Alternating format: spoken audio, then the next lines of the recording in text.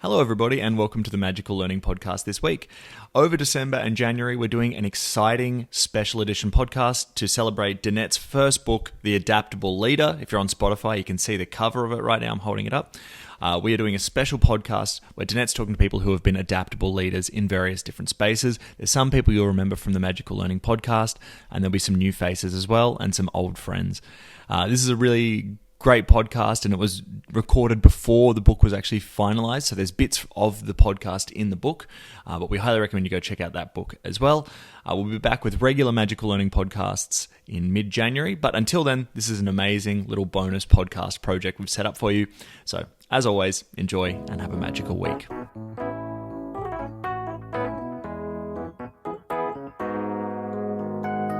Hello, everybody, and welcome to the Adapt podcast with Danette FM. This is a great companion podcast to the awesome book, The Adaptable Leader by Danette Fenton-Menzies. So who else would be here to join me on this very last episode of this season than Danette Fenton-Menzies? Danette, sad that it's the end of the season, but happy to have you here.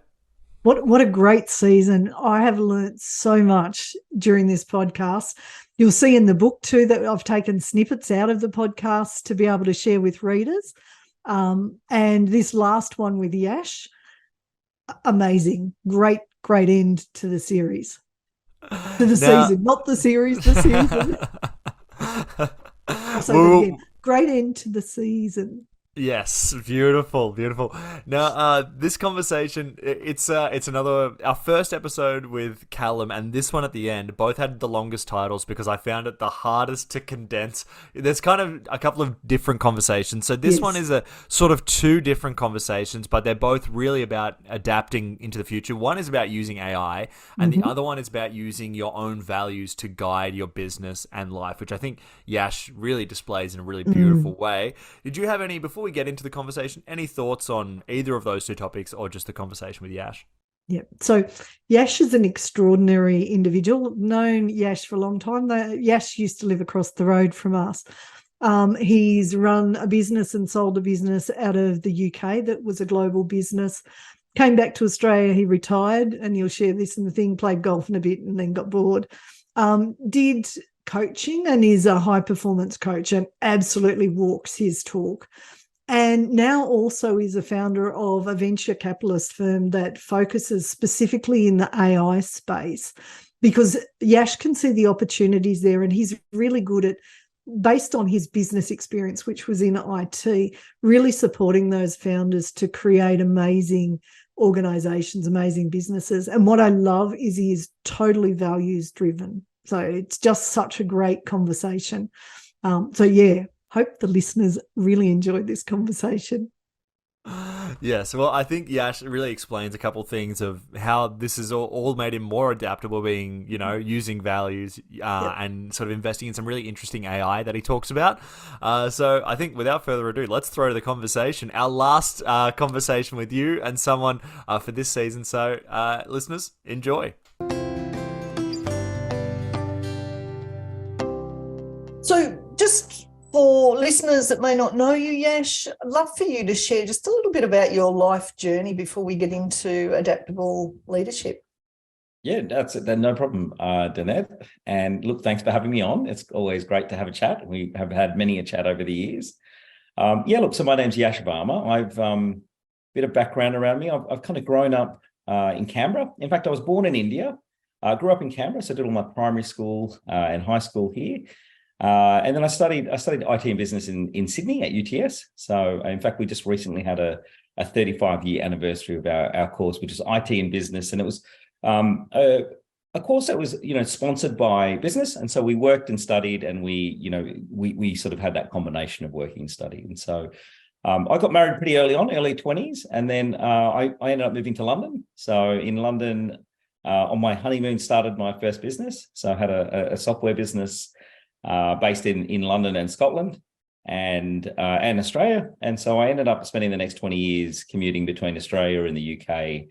And we had clients all over the world. And so, look, I had that software business. That was a big part of my life, and, worked remotely with my business as well. So from the early 2000s, worked with companies and staff, all over the world. and got to spend time with my family as well. So I kind of grew up with my kids, and that's been great to sort of have that. And so, look, that was an amazing business. We worked with people, like I say, all over the world in the UK, US, and elsewhere. And we had teams in the UK and even in, Sri Lanka and India and Russia even. So it was a really interesting experience, and it taught me a lot just around, I guess, working in that way where you're not always physically in front of people, and the challenges and the opportunities in doing that. And I don't know if I'm giving you too much detail, but So I exited that business about 5 years ago, and so I spent my time living between Australia, London, and Switzerland. And I know we've met, before and after we've been away, and we've spent that time. I think I remember being out on your farm actually when we were thinking about going to Switzerland for the second time. And, we had a stint thereafter. So look, I exited that business, and I was really passionate about our business. Our business was based, whilst being a technology company, about values. And it really taught me a lot around, growing an organization based on values rather than lots of rules. And actually it felt like a great way to work as well. And so I exited that business. I've always been passionate about learning. And so when I came back to Australia, I previously, worked with people like Tony Robbins and Brendan Burchard, and really saw the impact that I guess that coaching and learning and personal development had on my life. And, we've talked about those things and continually kind of looking at new ways to do things. And so I started a high performance coaching business, and that was really about helping founders and their teams primarily with really dealing with the challenges of running a business. And so some of that is around the practical side of being more productive and communicating and getting your vision across, but equally aligned with purpose and, why do you do what you do? And aligned with the relationships that are important to you. And the third pillar of that is around health and going, how do I succeed above the norms in each one of those areas? And so I loved doing that. And that's still sort of doing that business as a high performance coach, but it also taught a lot about myself, going through that process as a coach.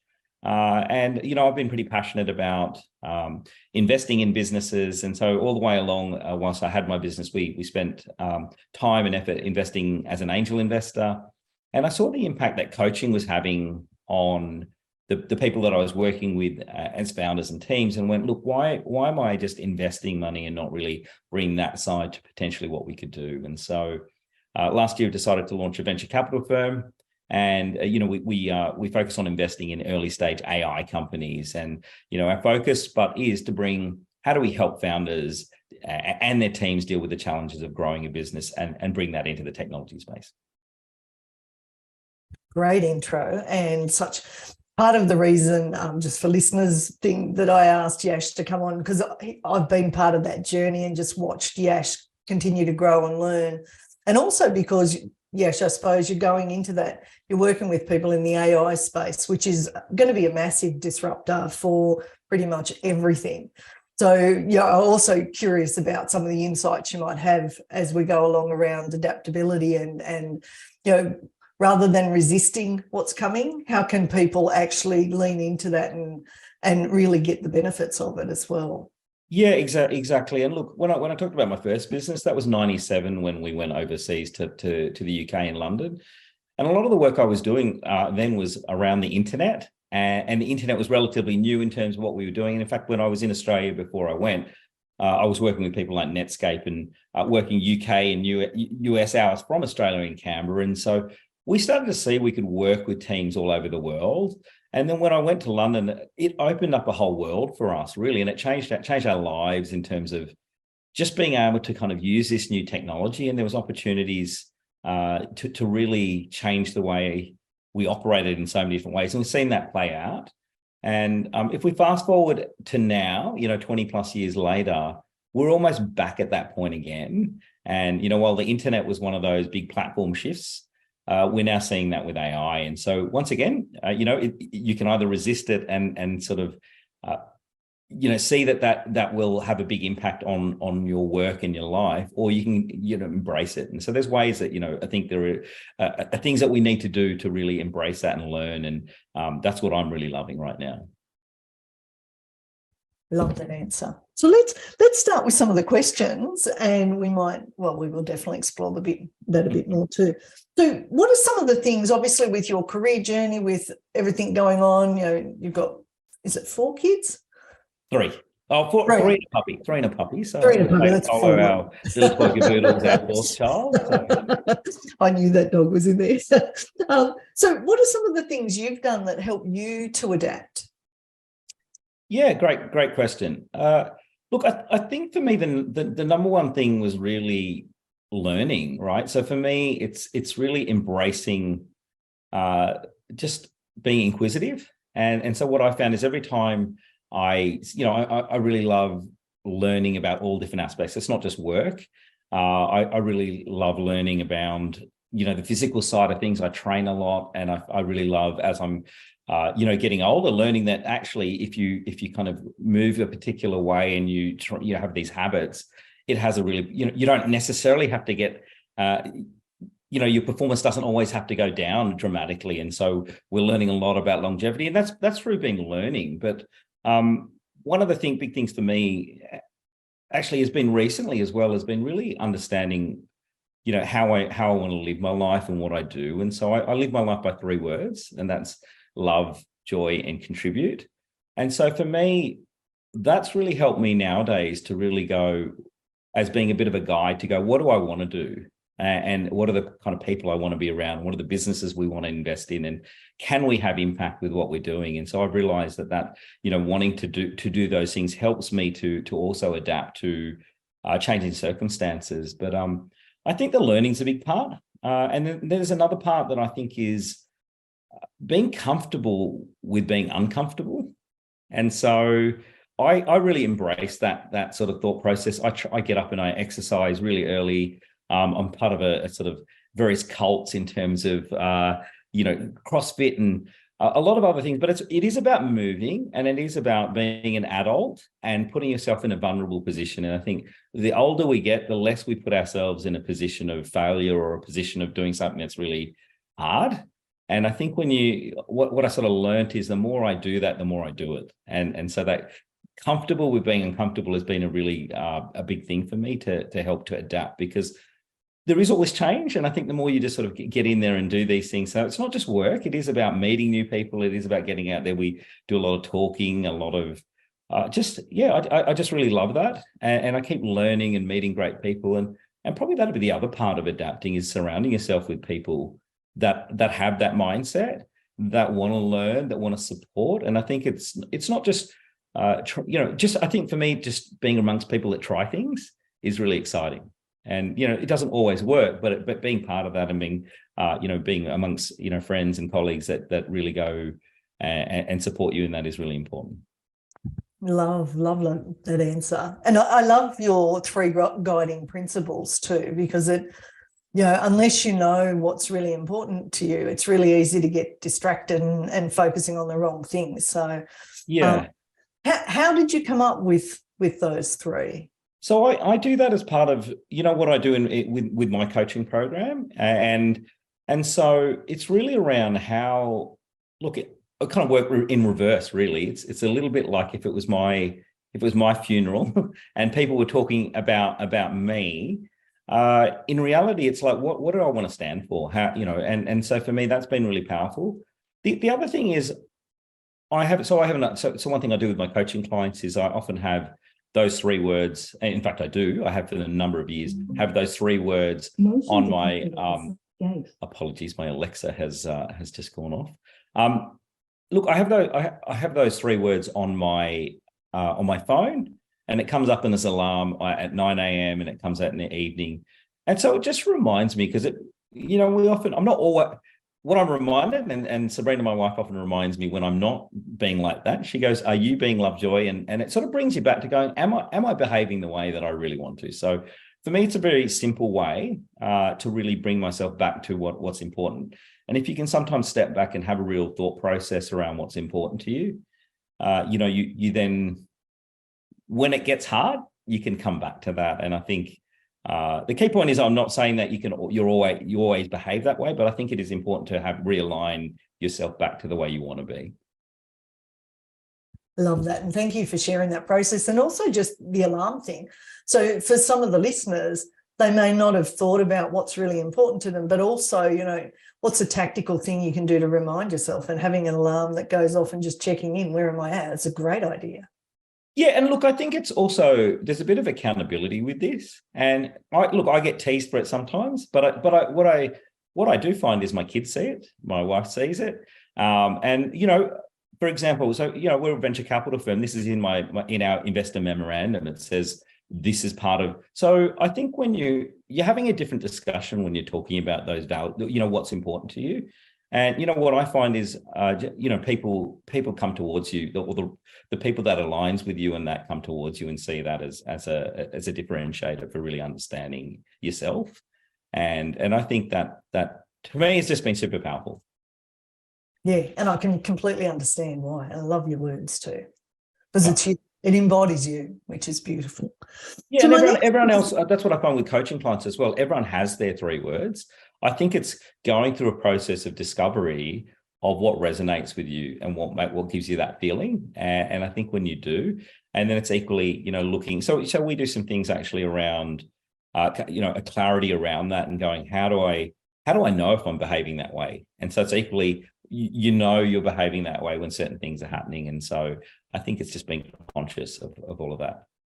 Yeah, nice. Thank you, Yash. Now, my next question is, how do you deal with failure? Yeah, great question. And failure is an interesting one, isn't it? It's, and I think, look, for me, I said, doing something hard every day, I don't always succeed at those things. And so that puts me in that mindset to put myself in a vulnerable position to do that. But I think the number one thing I've learned is really around even the word failure. I think there's no real failures. It's around learning. And so the more we go, instead of beating ourselves up, it's like, what do I learn out of this situation? And the more I'm around, high performers and people that have done all, look, failing's a big part of things. And if you're not failing, you're probably not trying hard enough. And so for me, that's been a really big thing to go, it's okay. It's okay to not always get to where you want to be, but it's like, what do I learn? And I think if you're kind of adapting to that, funnily enough, and I think it's learning and improving. And so for me, if we're not growing, I have this concept, if we're not growing, we die. And so that continual growth, but it's like every failure teaches you something. And hopefully that can help you to get stronger in what you're doing, whether it be work or otherwise, or a relationship. I think we just got to go, what do we learn and how do we keep adapting to that? But I do like the idea of, and I've introduced this recently with my son's soccer team, but it's around the 1%. So like, what, if I do fail, it's also how you look at it. So you might not, let's take sport as an example. And there's some great examples of that where it can be binary, winning or losing or drawing or whatever. But I feel like it's how you define what success is as well. And you go, look, if we're improving, and we continually do that, the results will show up, in themselves. And so sometimes, it takes some time and we don't always see those results straight away. But if we're getting better, you start to see those improvements show through. And it's that consistency of going, how can I optimize? How can I be that little bit better in whatever I'm doing? There's some great examples of like the British cycling team where they improved 1% and, that came out for them to win more gold medals than ever before. And we see this a lot. So for me, that mindset is really important to deal with failure and really, the word itself, I go, like I say, I embrace it. And I think that to me is I think really exciting to learn from something. So. And Yash, what I loved was the coaching questions you were asking as you went through that whole thing. So you had some beautiful questions which help people stay more adaptable rather than shutting down if something's not working. So I love that you bring that from your coaching side as well, because it's so helpful. Look, I think for me, it's also, we have this negativity around it, around the word failure, and you're either, a winner or a loser. And actually, winners aren't always the people that win. You can sometimes lose and win, and sometimes you can win and lose. And so I also feel like if you understand your values and you you play and you do the things that work in the way that's with your values and integrity, and you might not get a deal, but that, you know, if in certain circumstances, but that comes back, and operating with those things are really, I feel, more important than the binary something happening or not. And I think that's I think in today's world as well, I think people more and more want to deal with people on that basis, that they have those values, that they align with something, not just that they get a sale, or not just that they, you know, there's a transaction. And so I think, you know, it's understanding that. And so sometimes the winning and you know, or failing is not a failure. Yeah, nice. That's a great answer. Thinking of a time where maybe you had a choice to adapt or not adapt, what would have happened if you hadn't have adapted? Yeah, look, I think one of the things is, so when I exited my business, you know, we were living overseas, and we came back to Australia, and, you know, I had a pretty intense, you know, 20 years as well. And so my initial reaction was I was just going to do, you know, just take time off and not do anything for a while, and maybe not even work, or just do the things that I, you know, whatever I felt like doing. I felt for a while that was nice to have that option, and was great. But after a little while, you know, when you're not working and everyone else is going along with their lives, you're in quite a strange world. And so for me, I actually sat back and went, what is it that I'm passionate about? What is it that drives me? I don't want to just do nothing. I want to go and be challenged. And that's where, you know, like I said, those three words came out about contribution, about, you know, bringing joy and really having great relationships around not just work, but family and just everything, you know. And so for me, I think if I didn't adapt and I didn't change, and that's been the same case as when we went overseas, if I didn't, you know, try these things, I think I'd be pretty static. And, you know, Sabrina and I met, I've been married for like 26 years. We were together 9 years before that. And so we met in high school, and I think our whole time has been adapting. So, you know, Sabrina's had her own career doing lots of great things. You know, we've got 3 kids, and we've both traveled a lot individually and collectively. And so that we just learned to adapt, but we've learned to support. And I think for me there's an element of novelty that we have realized that we want in our life. And just because we've been together for a long time, and I know, you know, Graham and yourself are the same, but I think we just got to keep thinking of what's that thing that happens that stops you doing things. So we dance and we go out and we do lots of things. And I mean, so I have that question: when did this thing change that you stopped doing something? And so I think, you know, you can do things differently. I'm not saying it, but if you enjoy certain things, we're told generally you should stop. You know, this is what we do, and I think that's really up to us to challenge that. And age and what you mentally and physically do is really up to you. If as long as you kind of think about it. Yeah. I don't know if that answered that. No, that's a great answer. I love it. So my next question is, what advice would you give your 25-year-old self in relation to being an adaptable leader? Yeah, look, I think probably be kind to yourself. I think when I was probably at 25, so I had, you know, moved to London. I'd started a business. We had, you know, working quite a lot. I thought I should know everything, and I thought I was running the show, so I should be, you know, aware of, you know, you need to know everything and be able to do everything. And then as I got older and as I progressed, what I learned was really that if I could learn, or I could bring good people around me, then, you know, I don't need to know everything. I need to just bring good people around me. And actually, if I hire people smarter than me, that's even better. And so that's what I learned. But I think be kind, and be yourself. You know, that was one thing when I look backwards. You know, all of the things that happened to me with my business and my life have been about being me.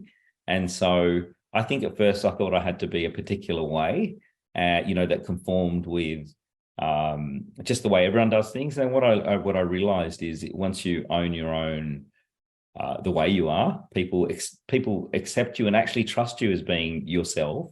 And I think that's a really powerful thing, that we often feel like we should be this perfect person. But I think actually in reality, if you are yourself and you're genuine with people, people want to deal with people. And so I've worked in these large corporate environments in the middle of Wall Street, in the middle of the city of London, walk into these big boardrooms. And I'm used to working remotely, 20 years ago, and seeing these very formal settings. But I've always been a people person, and I've always felt like building genuine relationships. And I found even in those kind of really corporate environments, if you're a decent person and you act with integrity, people really value that. And so, we had clients for 20 years when we sold our business.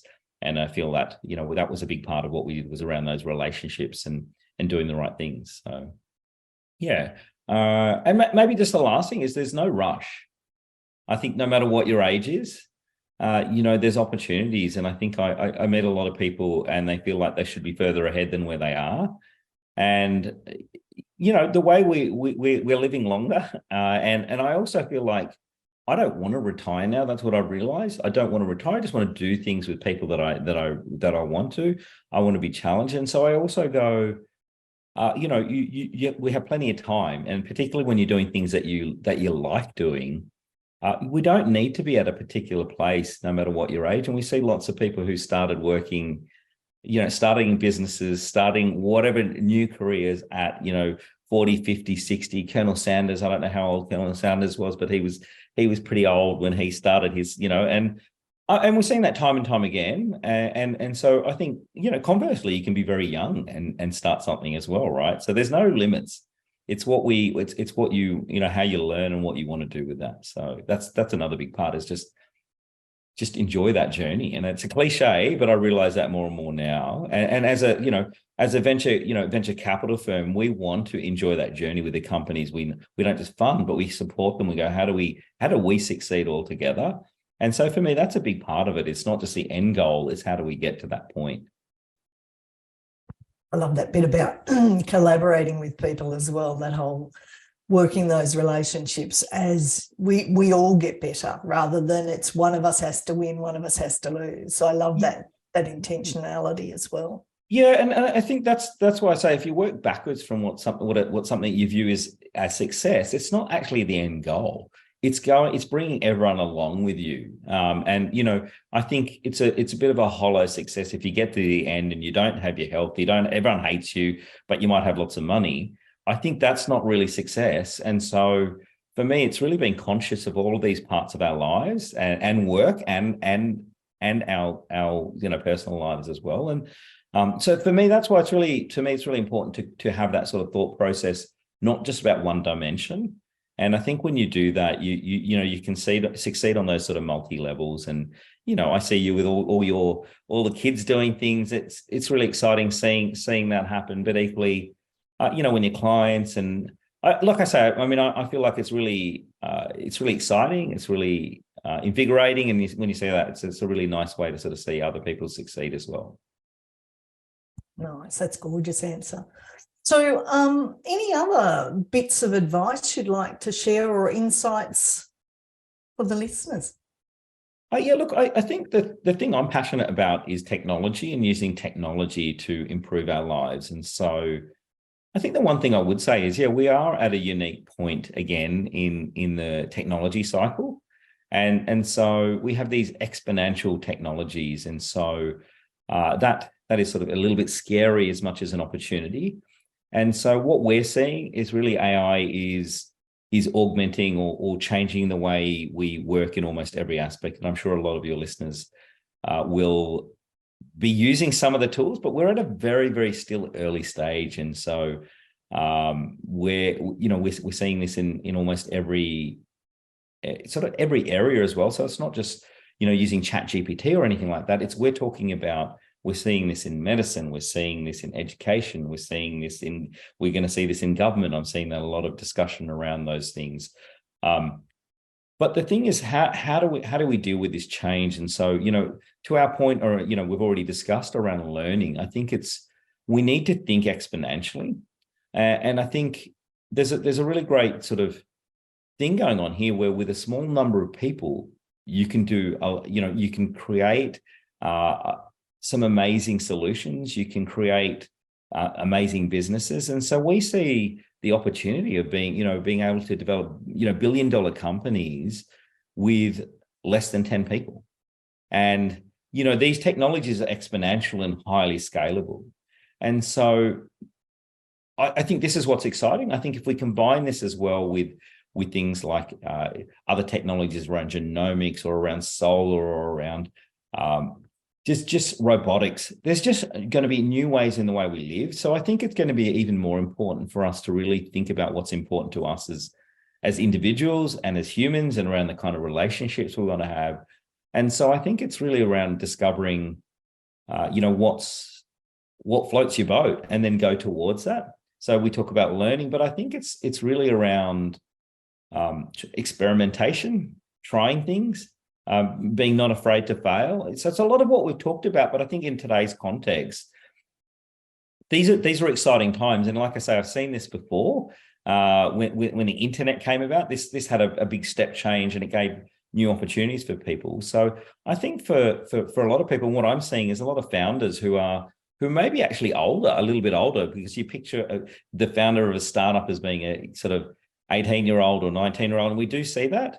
But we're also seeing a lot of people who are probably in their, late 30s, 40s, 50s, coming back and saying, hey, I can see this opportunity. I can see, and getting back in the game because they've maybe got more time. And so I feel like, to embrace this, it's really about trying those things. And so I would say, yeah, it's a really exciting time. And I think to go towards it, I think surround yourself with good people, and be part of communities where this is happening. And I think there's some really amazing things that are ahead of us. I think there's also some negative things that are ahead of us. But I think it's like, if we think about all those things, we can also counterbalance those things. And, we could argue some of those things with social media and all these other things that are there that people, but it's about you controlling the technology, you understanding how you want to use it and how it can empower your life, rather than it being the other way around. But yeah, that's probably the main thing that I see that I'm excited about. But I'm also excited for everyone. And I think there's a lot of confusion. I think there's a lot of change happening, but I think if we can learn to adapt and really continue that growth, I think there's really great times ahead. Nice, great answer. Yeah. I'm very excited about the future, and just learning, as you said, it's just such an important part of a rich life. It's one of my 3 words, is that learning growth. Yeah, excellent. And I think that's what's exciting. I think to get up every day and go, I think it's also where we're at is we don't know. Even, a lot of the experts I'm dealing with don't know where we're going. And I think it's being, like I say, being comfortable with that as and that's what we've got to start to think about, is just going, okay, let's learn how we can, and the word adapt. So it's a great name for your podcast, but learning to adapt with that is critical. And being comfortable with not knowing it's all there, but realizing there's opportunities when you take that step out there. It's a little bit scary.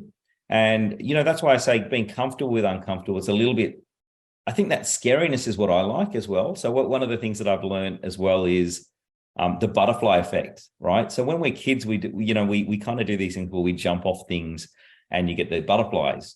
And I think as you become adults, you get told, actually, that feeling is something I don't want to have, because that's a little bit scary. And if you watch kids, they keep doing this thing, going, oh, wow, I got to. And as adults, we start to avoid that. And I feel like with all these unknowns or trying something where you don't know it's going to happen, I think you get that feeling again. And so I think even learning is a little bit like that, where it's like, I don't know where this is going to go. I don't know if this is going to go in my work or in my health or whatever it is. And I feel like when you do that, I don't know, it's that feeling is sort of exciting. So I think it's feeling that's a good thing, not a bad thing. But I think that's the thing, is we've got to almost reframe our mind to go, what you think is a bad feeling is sometimes a good feeling. And how I think actually what's worse is not feeling anything. And so I think being excited and scared are all good emotions, and being sad is also good. But I think when there's not a feeling and you're going through the sort of routine and there's nothing there. I feel that's what scares me more than the other ways of living. So, yeah. Totally agree. And I always think when people aren't feeling those things, they don't have that aliveness around them. So the butterflies are actually about feeling alive and being present and going, oh, I don't know what's going to happen, and I'm going to go with it. Yeah, exactly. It's that leap of faith. And I think that leap of faith is something that I think the more, and that's why it's great what you do. And I think taking people along that journey and doing that yourself and being congruent with that. I mean, I don't always, I'm an extrovert, but I don't necessarily like talking like necessarily in a lot of these formats, I think. But what I realize is being able to share your experience, share some of what you've learned, and doing the same thing. I'm consuming so much more information this way now. And what I realize is being part of that is great. But it's sometimes uncomfortable, I don't necessarily want to do that, but I think that's what's great is to sort of do that more and more. You realize that there's great things that come off the back of that and you meet great people. And I learn that way and hopefully I can help other people to learn that way as well. Nice. And I think too, just even this discussion this morning, there'll be listeners who you've now given hope to, who before might have seen things like AI and just gone, they're in overwhelm versus, okay, there's opportunities there. Yeah, and I think with that particular topic is to really look at it is to go, this is ahead of us. There's definitely, there's headwinds here. Now, the timelines of how that may impact your work or your life, look, that's going to be variable. But I think embracing it and looking how you can be more productive, how you can have it, this can improve your life. I think there's many great things that can happen. And I think if you can focus on that and try to learn from people, I think there's some real opportunities. And I think that's the thing is often when more and more countries adapt and use these technologies, there's actually more employment. So I think there's seen some things recently where I say with some of the more economies that use a lot more of these technologies or robotics or so I think it might have been Sweden or there's a few countries where it's really been the higher levels of use. Actually, there's higher employment in those countries than unemployment. So there's this perception that this will change, that we're all going to be out of jobs and that AI is going to take over everything. I would argue that it's actually just going to, augment a lot of what we do. And there's going to be different jobs. And there's some great books around this. There's some really great, sort of books around, there's books that talk about this positively and negatively. And so, I don't know if you've seen this, the Netflix show Black Mirror, which Black Mirror really, it's a technology show about a futuristic show that's been around for a little while. And look, some of those things are possible. And I think there's things here that we go, if we understand the negative side of technology, we can then counterbalance that with solutions to deal with that. But I also like to think of a concept I heard recently, which is white mirror, which is rather than having the negative, what are the good things that can come out of these technologies? And so, I've seen some things recently where, look, on the education side, everyone will be able to have their own personal tutors. We'll have our own personal lawyers. We'll have our own personal assistants. And I think we'll be able to train that off our own data and own our own data. So it doesn't necessarily, some of those privacy things that are there. There'll be models of that ways that this can work to really help us to kind of deal with our, the challenges that we have. But we'll be more productive as a society, and we'll be able to do more and more things. And I think if we have that mindset around how do I get on board, rather than how is this taking away from what I'm doing, then I think that's where the opportunity is, and that's where we'll keep growing. So I think this is the thing, we've got to keep learning. I think the days of going and studying once and having one job and that's all you do for life, those days are over. And so that's why I think it's really important, the discussion you're having around adaptability means, I think our kids will have 5 different professions. And if we look at some of the jobs that used to exist that don't exist, and some of the new jobs that exist that didn't exist, would have been strange to talk to someone before. But if you talk to, someone before around a, petrol pump attendant or I don't know, there's so many jobs now that don't exist, and there's so many jobs that do exist now that wouldn't have been a thing before. And so I see this just continuing on. And so for everyone, there's opportunities in that. And you mentioned books, and I love books. So one or two recommendations that people who just want to learn a little bit more, maybe that you enjoyed reading? Yeah, let me have a think. So on the technology side, in fact, there's a great book that's just come out now, which so there's a guy called Peter Diamandis, and Peter Diamandis, I don't know how familiar, but he founded the thing called the X Prize, Singularity University. So his organization have just released a book, in fact, 6th of June it would have been, so a week ago in terms of where we're at, about exponential organizations. And I really, like what the discussion is there, is to say, look, the future of where we're going is really exponential organizations. And we have examples of that. So companies like Tesla or Uber, and so the idea is to use a lot of these exponential technologies, have ways of having, not necessarily, workplaces that are far more adaptable using the technologies. But it talks about the mindset and around how we experiment, how we can sort of have a flexible workplace. All of these sorts of things, we can achieve so much more with smaller numbers of people. So that's one book that I definitely recommend. Specifically around AI, there's a book that's probably a good one, which is lots of futuristic stories. So I think by an author, Kai-Fung Lee. I think it's AI 2041, and so it's talking about the year 2041 and around, just some different stories that could come out through the use of this technology. And like I say, this is positive or negative as well, but it is around just the sort of thought process around that. On other fronts, I'm just trying to think of some of the books that we kind of have so many different, I'm reading so many different things that I'm always trying to learn. I mean, I really like, I don't know if you know Lewis Howes, who has a podcast, The Greatness Mindset. So he's just had, I think, his third book, which is called The Greatness Mindset, which is a great book. I'm big on longevity as well. So I really love to think about how, as we get older, we can adapt and learn. And I think if you can stay healthy, both physically and mentally, and that's all about habits, and equally around diet and supplementation. So there's a book recently that I've read called Forever Young. That was great. That's by an author, the guy's name. Let me just get Mark Hyman, I think. Yes. So that's another great book. Just going to look through quickly what I have.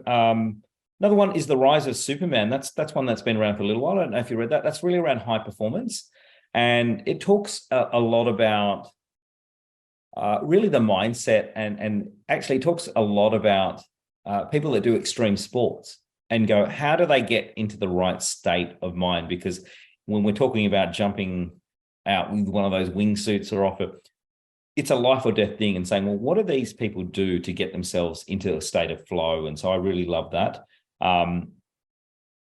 There's another really interesting one right now that might be good for adaptability as well, which is called Build for Tomorrow.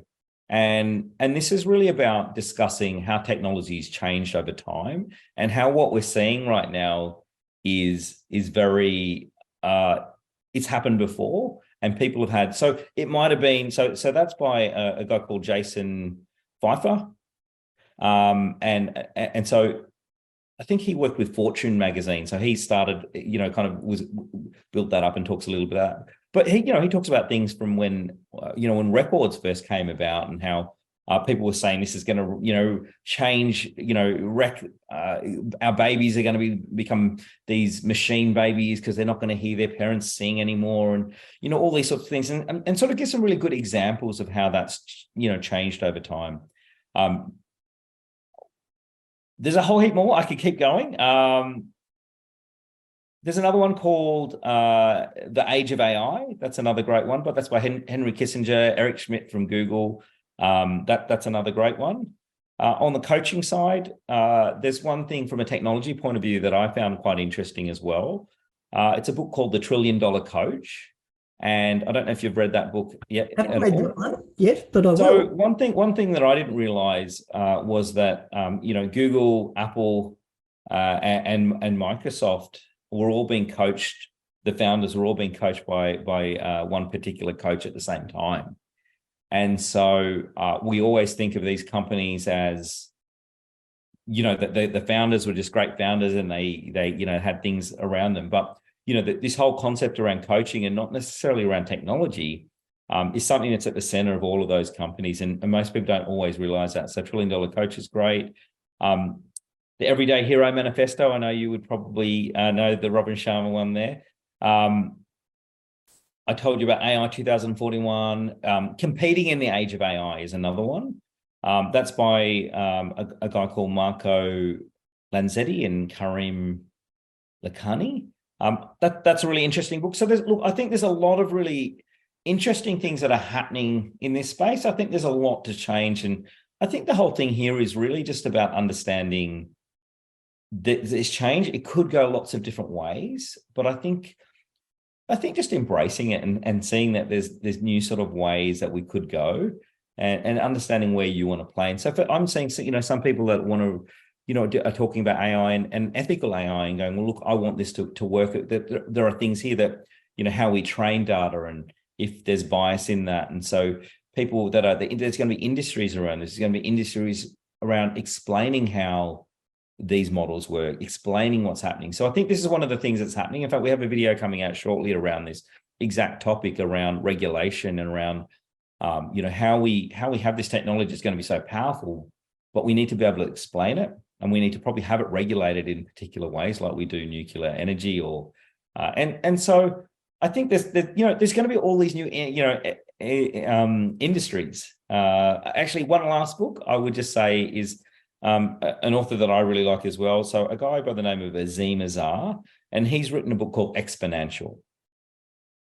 So for me, exponential is really where we're at right now, in the sense that we've been growing in this linear way for a long time, which is sort of like this, and we're about to go like that. It's a big curve that way, and so we're probably at the sort of bottom corner of going up in another big cycle, and we've never seen anything like this before. And so I'm hopeful for humanity that we can go forward in a really great way and use these technologies. And we're investing in companies now that actually so for example, we're invested in a company called Airseed. They plant trees with drones. They can use computer vision. They have these biologists that have developed these pods, special pods that have all these sort of seed and microbiome. And what they can do is they can plant like 40,000 trees in a day with one of their drones. And so they can understand where that needs to go, and it has a higher success rate than just throwing seeds. And so they've got these massive projects that they're able to kind of go and deploy this at scale. And so I'm really hopeful that we can use technology for good as well, and use AI for good and for purpose. And so I think it's up to all of us to do that and either build those companies, work for those companies, help support those companies. And so that's the way I look at it. I think that's a really big part of where we're going. Nice, love that. And what a great company. Oh, it's got me excited great already. Team, great company, yeah. And I love it. So that's another big part of probably something I didn't mention today was really around purpose. And I think when you have companies and people are aligned around purpose, you play a very different game, and it's a different business, and people are attracted to kind of want to work there and do all these things. So it's really exciting when you're part of something like that. Totally agree. Just making sure my mic was on. Now, Yash, I am conscious of time because I know you're going to Sydney shortly. Yep. If people would like to reach out and learn more about what you do, where could they find that? Yeah, great. Well, look, on the coaching side, I have a coaching business called High Performance Life. So highperformancelife.com.au. And then look, on the venture capital side, our firm's called Empress Capital. And so it's empresscapital.vc, empress.capital.vc. And look, we're always looking to talk to great founders. We've got a great bunch of, we'd love to kind of talk to great founders and investors as well. We're still raising part of our fund, but it's really around getting good people involved and seeing how we can use this technology to drive humanity forward. And so I really have enjoyed talking with you today. And yeah, that'd be great. I'm really happy to talk to people. It'd be great to connect with, people in your audience and talk further around, what we're doing. So. No, thank you so much, Yash, for being on.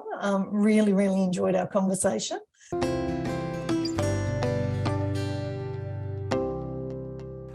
And what an awesome conversation to finish this season off with. Obviously, lots of these great insights and stuff can be found in your book as well. But Danette, any sort of thoughts you had or takeaways from the conversation with Yash?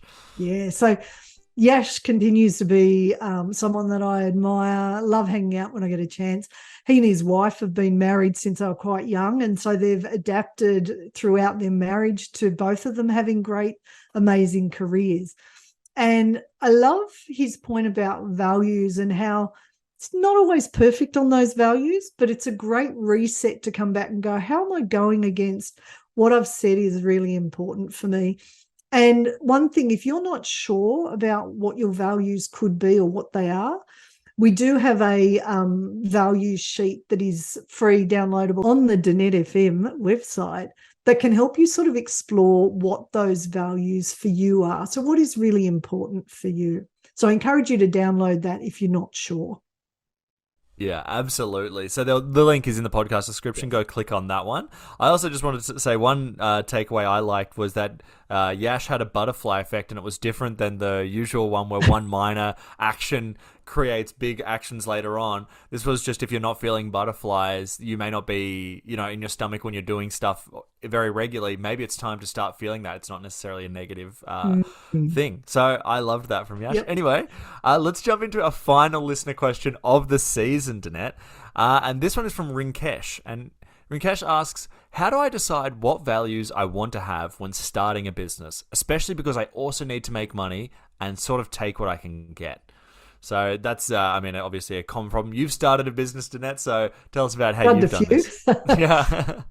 So I think knowing your values, so taking the time, Rinkesh, to explore what those values are, and don't make it what you think it should be, make it what's actually important to you. So for me, lifelong learning and growth is a massive value. And underpinning that is that when I learn and grow, I can support others to learn and grow and reach for their dreams. So that allows me, no matter what's going on in the business, to be able to get up every day and know why I'm turning up. And, even if it's not a great time from a financial perspective, and, in the book, we shared that we lost 90% of our income overnight because a business partner went belly up. And in that's terrifying. But then coming back to your business, your values, the business values, and going, okay, why do we exist? And if it's just to make money, when hard times happen, you're going to struggle. So actually go to, well, what's the impact I'm trying to have? Who else is going to benefit from this? And I work with a lot of multi-generational family-run businesses, and they're big global businesses. And where those values are really clear, people tend to work way better than when it's, we've made lots of money, because more money creates more friction rather than reduces that issue. So I think being really clear on your values and taking the time to think about your purpose as well can really help you be more authentic. And as you bring team members into your business, they understand why the business is so important and what you're trying to achieve, so they can support you to achieve that as well. Hope that helps. I think so. What a great insight there, Danette. Well, it's sad that it's the end of the season, but what a great season it's been. So many good conversations, so many great insights. Of course, all spurned around your book, which is amazing. We want to encourage people to go check that out now, which is The Adaptable Leader. Obviously, links will be available in the podcast description, so you can go check it out, as well as the Danette FM website with a lot of free resources. Danette, any sort of last thoughts, not only on today's conversation, but I guess on the whole season and maybe on the book as well? Yeah. So, I wrote the book because I see leaders struggling to be more adaptable. I see them heading towards burnout and things like that. So my accepts model, and that basically is, we need to be authentic, we need to be curious, we need to collaborate, we need to experiment, we need to problem solve, we need to trust ourselves and others, and we need to be sustainable. So I built chapters on how do you build all of those skills from that model. And the conversations that I had throughout this season on the podcast really helped enrich what was in my book. And so, if you're struggling to adapt, please reach out. We're here to help. And I can't wait for next season of the Adapt with Danette FM, because Jez and I are going to learn a heap of new stuff. So thank you, everyone, readers and listeners, for taking the time to join us. And we're so, so grateful. Thank you, Jez, too, for making all this happen. No problem, everybody. Thank you so much for listening. Tune in for next season as well. When that comes out, we'll let you know. But until next time, have a magical week. Thank you, everyone. Thanks, Jez.